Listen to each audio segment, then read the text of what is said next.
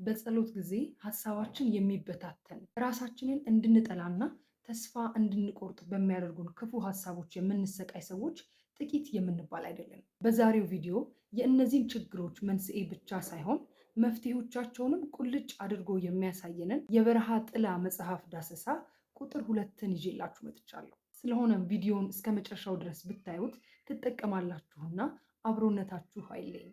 ሰላም ውድ ቤተሰቦቼ፣ እንዴት ናችሁልኝ?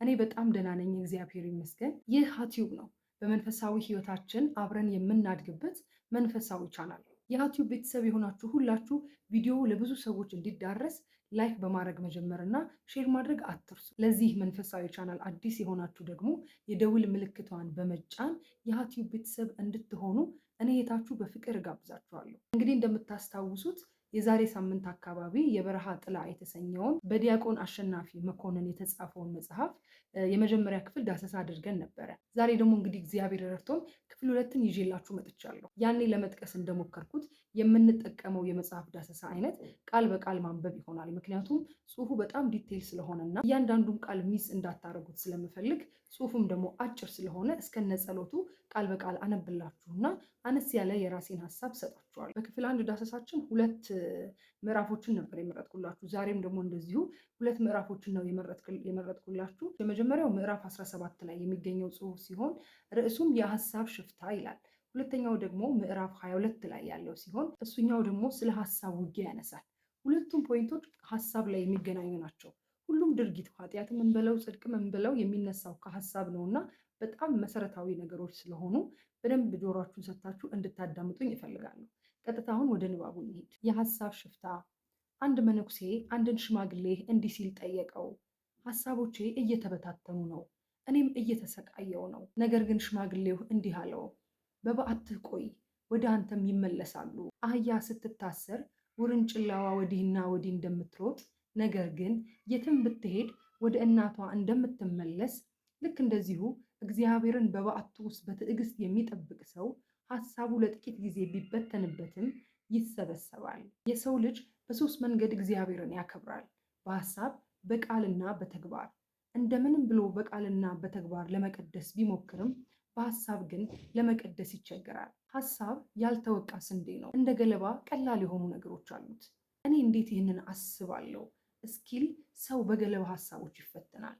እነዚህ ገለባ ሀሳቦች በተለያየ መንገድ ወደ ህሊና ይመጣሉ። የህሊና መስኮት የሚባሉት አይን፣ ጆሮና አፍ ናቸው። እነዚህን ጠንቅቆ ያልዘጋ ሰው ክፉ ሀሳቦች ወደ ውስጡ ይገባሉ። ለጊዜው እንደሌሉ ቢመስሉም ምዕመኑ በመንፈሳዊ ህይወቱ የደከመ ቀን ብቅ ማለት ይጀምራሉ።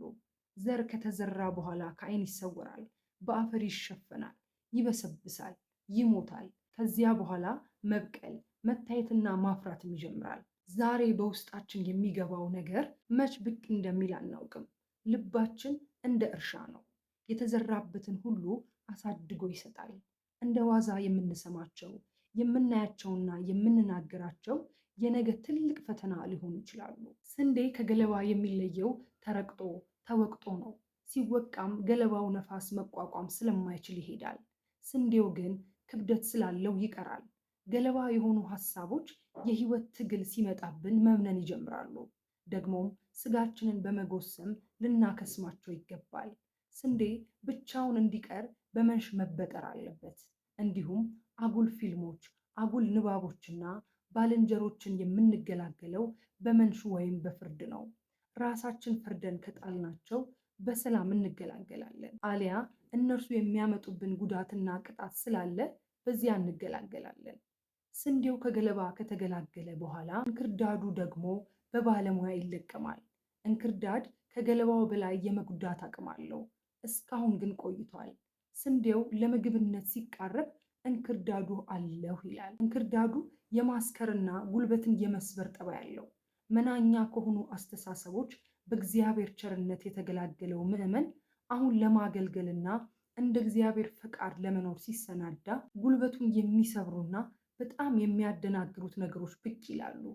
እኔ ፈጽሞ የማልነጻ ነኝ እስኪልና የጀመረውን መንፈሳዊ ተግባር ለመተው እስኪዳዳ ድረስ እነዚህ ሀሳቦች ይፈትኑታል። ሰይጣን በእነዚህ የሀሳብ ፍላጻዎች እየተዋጋው ነውና መንቃት አለበት። የሚሳቀቀው የራሱ ሐሳቦች እየመሰሉት ነው። ሐሳቦቹ ግን የሰይጣን ጨረር ናቸው። በዚህ ምክንያት ሰው መሆኑን ሁሉ ሊጠላ ይችላል። ነገር ግን እንክርዳዱ በባለሙያ ሴት እንደተለየ እንዲሁም ጉልበት ሰባሪና አስካሪ የሆኑትን ሐሳቦች በመንፈስ ቅዱስ ይገላገላል። ክፉ ሐሳቦች በውስጣችን የሚያልፉ ብቻ አይደሉም፣ ምስጢሩን ስለማንረዳው ብዙ ጊዜ ያሰቃዩናል። ፍሬን እንደተበጠሰበት መኪና ማንነታችን ቢያመልጠንስ እያለን እንሰጋለን። ገለልተኛና ፈሪ ያደርገናል። ሐሳቦቹ ወደ ተግባር ቢለወጡስ የሚል ስጋት በውስጣችን ያድግና ባልተጨበጠ ነገር መደንገጥ እንጀምራለን። እንዲህ ያሉ ስቃዮችን ብዙ ሰው አውጥቶ ከመንፈሳውያን አባቶቹ ጋር ስለማይነጋገር የእርሱ ብቻ ፈተና እንደሆነ ያስባል። ሰይጣን የሐሳብ ፍላጻዎችን በመላክ ያደናግረንና መልሶ ይከሰናል። በማሸማቀቅም ከመንፈሳዊ አገልግሎት ይለየናል። ሐሳባችን ከኛ ወጥቶም የሚንቀዋለልበት ጊዜ ብዙ ነው። አካላችን ያለው እዚህ ነው። ሐሳባችን ግን ዓለምን ያስሳል። የምናነበው አይገባንም። ለመጸለይም አፍ ከልብ አይደለም። ልብ እየሸፈተብን እንጨነቃለን። በድንገት የሚሰርቀንና ሌላ ሰው የሚያደርገን ሐሳባችን ያስፈራናል። ውስጣችንን ሸካራ፣ ልባችንን ፍቅር አልባ ያደርገዋል። በምድራውያን ሐሳቦች እየተሞላ በክፉ አድራጊዎች እየቀና ይመጣል። የመልካምነት ዋጋው መስቀል መሸከም ብቻ እንደሆነ ማሰብ ይጀምራል። ሕሊናን ሰብስበን ለመጸለይም በተሰጠን ቦታ ለመጽናትም ብዙ ጊዜ እንቸገራለን። ከስፍራችን ሊያስወጣን ከተተከልንበት ቦታ ሊነቅለን ይታገለናል። በጣም መንቃትና መጸለይ ይገባናል። በእግር የገባ በሽታ አይድንም እንደሚባል መሄድ የጀመረ ሰው መቆሚያ የለውም። መቆሚያው ውድቀትና ክህደት ነው። ዛፍ የሚያድገውና የሚያፈራው በተተከለበት ሲኖር ነው። ብዙ ጅምር ያላቸው አንድ ፍጻሜ የላቸውም። ብዙ ሰዎች ከዓላማቸውና ከሃይማኖታቸው ተፈናቅለው ከንቱ ሆነው ቀርተዋል። የተሰማንን ሐሳብ ሁሉ መፍራትና ማስተናገድ የለብንም። በጎዳናው ላይ ክፉም ደግም እንደሚያልፍ ሐሳብ ጎዳና ነውና መከልከል አንችልም። ጎራ በል የምንለውን ግን ለይተን ማወቅ አለብን። ወፎች በአናት ላይ እንዳይበሩ መከልከል አትችልም። በአናትህ ላይ ጎጇችንን እንስራ ቢሉ ግን አትፈቅድላቸውም። እኛን የሚያስቆጡና የሚያናድዱ ሐሳቦች በራሳቸው ኃጢአት አይደሉም፣ ነገር ግን የነፃ ፈቃዳችን ፈተናዎች ናቸው። ሆኖም ከእነዚህ ፍላጎቶች ጋር ስምምነትና ህብረት ሲኖረን እንደ ኃጢአት ይቆጠራልና ንስሐ ያስፈልገዋል። በራሱ ሐሳቦችን ለመቃወም ጥንካሬ የሌለው ሰው ወደ እግዚአብሔር በፍጥነት በመሄድ ድክመቱን ለእርሱ በመጣል የእርሱንም እርዳታ መጠየቅ አለበት። አንድ ሰው በክፉ ሐሳቦች ሲሸነፍ ኩራት ከሐሳቦቹ በፊት በልቡ እንደነበር የሚያሳይ ምልክት ነው። ስለሆነም በትህትና የበለጠ ራሱን ዝቅ ማድረግ አለበት። የሐሳብ መበተንና መዋዠቅ ሲመጣ ባለመደናገር መጸለይ፣ በሃይማኖት መጽናት ይገባል። የሃይማኖት ቀውስ ውስጥና የቱን ልመን የሚል ግርግር ውስጥ የገባ ሰው ሐሳቡ እየዋለለበት ይጨነቃል።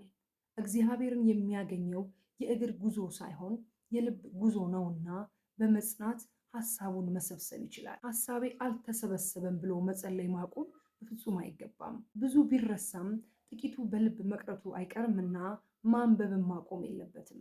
የሐሳብ መዋዠቆች በተደራራቢ ፈተና ምክንያት ይመጣሉ። የመከራ የመጀመሪያ ሰሞን ያደነዝዛል፣ ሲቆይ ደግሞ የሐሳብ መበታተን ያስከትላል። ጠላት ሕሊናችንን አድራሻ አድርጎ ሲዋጋም የሐሳብ መበታተን ይመጣል። ብዙ ውጥኖችና በመጠን አለመኖርም የሐሳብ ብክነትን ያመጣሉ። መወሰን አለመቻልና በሁለት አጣብቂኝ ነገሮች ውስጥ ማለፍ የሐሳብ መዋዠቅን ያስከትላል። ብቻ በበዓት በጸሎት ስፍራ በሃይማኖት መጽናት ይገባል። የሄደው ሐሳብ ተመልሶ ይመጣልና። ጸሎት የልቡናዬና የሐሳቤን ጓዳ የምታውቅ እግዚአብሔር ሁልጊዜ በልብ መዋተት የምኖረውን በሐሳብ ብዛትን የምደቆሰውን ልጅህን ወደ አንተ እረፍት መልሰኝ። ሁሉም ነገር በጽናት ተመልሶ ይገኛል። የራሴን ውሳኔ እየወሰድኩ ችግርን መፍትሄ እንዳላደርግ እባክህ አግዘኝ። የልቡና ጠባቂ አንተ ስለሆን ካመሰግንሃለሁ። ግራ እንዳልጋባ የሕይወትን ምስጢር አስረዳኝ። ማወቄ መኖር አይደለምና ያወቅኩትን እንድኖር እባክህ እርዳኝ። በዘለዓለማዊ ስልጣንህ አሜን። እንግዲህ ከንባቡ እንደተረዳችሁት ጠላት በብዙ መንገድ ሐሳባችንን ሊበትን ይሞክራል። ከጠላት ብቻ ሳይሆን ደግሞ ከኛ ከብዙ ፍላጎቶቻችን አሁን ከተጠቀሱት መንስኤዎች ሐሳባችን ሊበተን ይችላል።